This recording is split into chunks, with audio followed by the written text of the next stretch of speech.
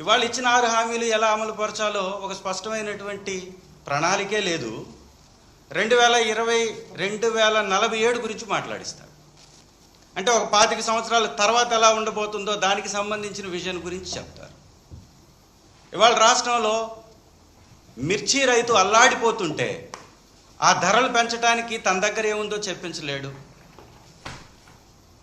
విద్యా వ్యవస్థ సర్వనాశనం అయిపోతుంటే కొడుకేమో ఇండియా పాకిస్తాన్ మ్యాచ్ చూడడానికి ఇంత కీలకమైనటువంటి బడ్జెట్ సమావేశాలు ఉన్నా కూడా, మంత్రివర్గ సమావేశం ఉన్నా కూడా సకల శాఖ మంత్రిగా ఉన్న లోకేష్ గారేమో దుబాయ్ ట్రిప్పులు కొట్టేస్తాడు.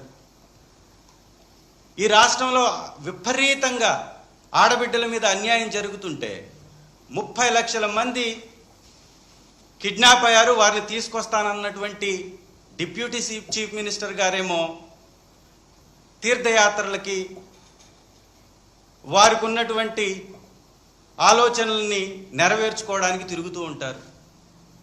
పేరుకు మాత్రం 3 నాయకులు ఈ రాష్ట్రానికి, ఈ కూటమి ప్రభుత్వానికి.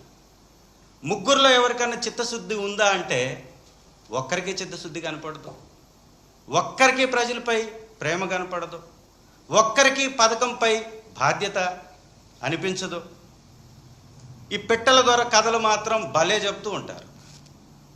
అసలు సాధ్యపడుతుందా? ఒక మనిషికి తలసరి ఆదాయం 58 లక్షలకి పెంచే ప్రభుత్వం వారి విధానాలు ఏదో చెప్పాలా లేదా? డబ్బున్న వాళ్ళ దగ్గర నుంచి డబ్బు తీసుకొని పేదవాళ్ళకి ఇచ్చేస్తామని సినిమా కబుర్లు చెప్పి తప్పించుకోవటమే ఈ పరిపాలన దక్షత అంటారా? దీనిలోనే నా ఎక్స్పీరియన్స్ ఉంది. ఒకసారి ఆలోచించుకోవాలి. ఇస్తానన్నటువంటి ఒక్క పథకాన్ని ప్రవేశపెట్టారా? ఒక్కటంటే ఒక్క పథకం. ఏమనంటే పెన్షన్ ఇస్తున్నామంటారు. నువ్వు ఇచ్చింది ఎంతమందికి? ఇవాళ రాష్ట్రంలో ఉన్నటువంటి పెన్షన్దారుల్ని దాదాపు 2 లక్షల పైచిలకు తొలగించి 1000 రూపాయలు ఉన్న వాళ్ళకి పెంచారు. అంటే ఈ 2 లక్షల మంది పొట్టగొట్టి అదే డబ్బుని ఈ విధంగా డైవర్ట్ చేసి 1,30,000 కోట్లు అప్పు చేసి ఒక్క పథకాన్ని అమలు చేయలేదంటే సిగ్గుపడరా మీరు? కొంచెం కూడా బాధ్యత అనిపించదా మీకు? నిజంగా ఇంత దుర్మార్గమైనటువంటి వ్యక్తుల్ని మనం గతంలో ఎప్పుడు చూసి ఉండం. బాధ్యతను మరచి ఏ హామీల ద్వారా గద్దెనెక్కారో అది మరచి ప్రజల్ని ప్రతిసారి కూడా గొర్రెల్ని చేసి వారిని అవహేళన చేస్తూ వారి అవసరాలను గుర్తించకుండా ప్రజలపై పన్నుల భారం మోపుతూ ఒకవైపు ఏమో రిజిస్ట్రేషన్ ఛార్జెస్ పెంచారు, ఇంకొక వైపు విద్యుత్ ఛార్జెస్ విపరీతంగా పెంచేశారు. విద్యుత్ ఛార్జెస్ పెంచుకి 16,000 కోట్ల పైచీలకు విద్యుత్ ఛార్జీలు పెంచి గవర్నర్ గారితో విద్యుత్ ఛార్జీలు పెంచబోము అని అబద్ధాలు చెప్పిస్తారు. గవర్నర్ గారితోటి సత్యదూరపు మాటలు చెప్పిస్తారు. వారు అమలుపరుస్తున్నటువంటి ఈ సర్ఛార్జెస్ని 16,000 కోట్లని వారు ప్రజలపై మోపి దాని మీద వైఎస్ఆర్ కాంగ్రెస్ పార్టీ రాష్ట్ర వ్యాప్తంగా ప్రొటెస్ట్ చేసినటువంటి అంశాన్ని కూడా పక్కదారి పట్టించేటటువంటి ప్రయత్నం చేస్తారు. గ్యాస్ సిలిండర్ల మీద ఒక దగ, ఒక మోసం. ఇవాళ గవర్నర్ గారి ప్రసంగంలో చాలా స్పష్టంగా వారి మోసం ఏంటో తేటతెల్లమైపోయింది. ఈ రాష్ట్రంలో 1,55,00,000 మంది లబ్ధిదారులు ఉంటే ఒక్క సిలిండర్ ఇచ్చినా కానీ వారికి ఇవ్వాల్సినటువంటి ఖర్చు పెట్టేటటువంటి బడ్జెట్ 1,000 కోట్ల రూపాయలు అయిపోతుంది. ఇవాళ వారి ప్రసంగంలోనే 686 కోట్ల రూపాయలు వెచ్చించినట్టుగా 86 లక్షల మందికి మాత్రమే ఆ ఒక్క సిలిండర్. చెప్పింది మాత్రం 3 నాయకులు కలిపి 3 సిలిండర్లు చెప్పారు. ఇచ్చింది మాత్రం ఒక సిలిండర్, అది కూడా సగం మందికి. దాని మీద చేసినటువంటి ఖర్చు 686 కోట్లు. ఇక ఇళ్ల మీద జగనన్న గారి ప్రభుత్వంలో, వైఎస్ఆర్ కాంగ్రెస్ పార్టీ మా ప్రభుత్వంలో ఎలక్షన్స్కి ముందే 9,02,000 ఇళ్ల నిర్మాణాలు కంప్లీట్ అయిపోయాయి. 31 లక్షల ఇంటి పట్టాలు ఇచ్చాం. ఇవాళ వీటి మీద కూడా తప్పుడు ప్రచారం.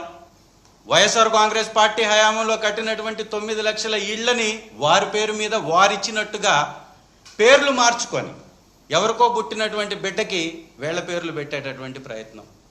ఇవాళ మీరు పేర్లు మారిస్తే ఏమవుతుంది?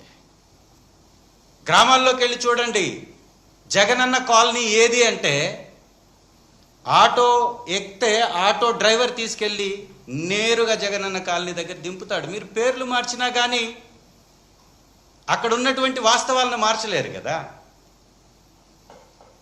విద్యా వ్యవస్థలో పేర్లు మార్చేసి ఒక్కటంటే ఒక్కటి ఒక మంచి పథకాన్ని కానీ ఒక మంచి అవసరాన్ని కానీ విద్యార్థుల తీర్చినటువంటి పరిస్థితి ఈ కూటమి ప్రభుత్వంలో ఉందా? 9 నెలలు అయిపోయాయి. విద్యా వ్యవస్థకి మంత్రిగా ఉన్నటువంటి లోకేష్ గారు ఆ వ్యవస్థను పట్టించుకున్న పాపానే బోడు. సకల శాఖలు నిర్వహించాలనుకుంటాడు. ఏకంగా వాళ్ళ తండ్రి గారి శాఖను కూడా నిర్వహించడానికి సిద్ధంగా ఉన్నట్టు లీకులు ఇస్తూ ఉంటారు వారికి ఉన్నటువంటి మీడియా వారు. దీనిలో ఏం వెలగబెట్టారా అని చూస్తే విద్యా వ్యవస్థలో ఏమీ కనపడదు. గతంలో ఉన్నటువంటి నాడు నేడు పేరును మార్చి మనబడి మన భవిష్యత్ పేరు మాత్రం చక్కని పేరు పెడతాడు. మనబడి మన భవిష్యత్. నిజంగా పేదవారి భవిష్యత్ ఆలోచించేటటువంటి వ్యక్తి కానీ నారా లోకేష్ గారు అయితే నిర్వీర్యమైపోతున్నటువంటి విద్యా వ్యవస్థని,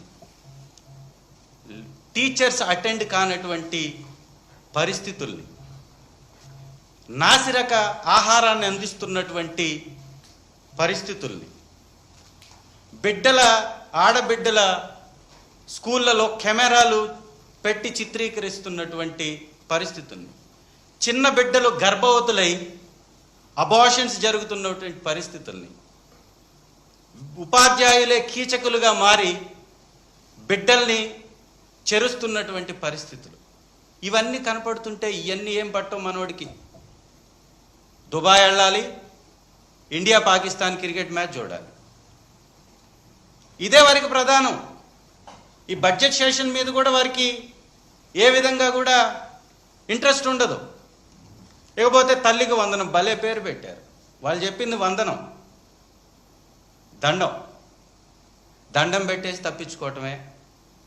సంవత్సరం అయిపోయింది, తల్లికి ఉత్త చేతులు చూపించడం తప్ప ఏదన్నా పథకం గురించి ఊసెత్తితే ఖాళీ చేతుల్ని ఆకాశం వైపు చూపించడం తప్ప ఏమీ లేనే లేదు. ఇకపోతే బీమా కంపెనీలు, ఆరోగ్యశ్రీకి ఈ దేశంలోనే ఒక రోల్ మోడల్ ఆరోగ్యశ్రీ అంటే. దివంగత మహానేత వైఎస్ రాజశేఖర రెడ్డి గారు తీసుకొచ్చినటువంటి అద్భుతమైనటువంటి పథకం. ప్రతి పేదవాడికి వైద్యం అనేది హక్కు. అనేక దేశాల్లో ఉచిత వైద్యం అందించేటటువంటి సౌకర్యం ఉంది. మన దేశంలో మొట్టమొదటిసారిగా ఆరోగ్యశ్రీని తీసుకొచ్చినటువంటి మహానేత ఏ పేదవాడికి ఇబ్బంది జరిగినా వారి ఇంటి దగ్గర నుంచి హాస్పిటల్లో చేర్చే వరకు వారికి ప్రయాణ సౌకర్యం, వారికి వసతి సౌకర్యం, వారికి చికిత్స సౌకర్యం వారిస్తే జగన్మోహన్ రెడ్డి గారు మా ప్రభుత్వంలో వారికి మందులు కొనుక్కోలేనటువంటి వారికి కూడా ఆరోగ్య ఆసరాన్ని కూడా కల్పించారు.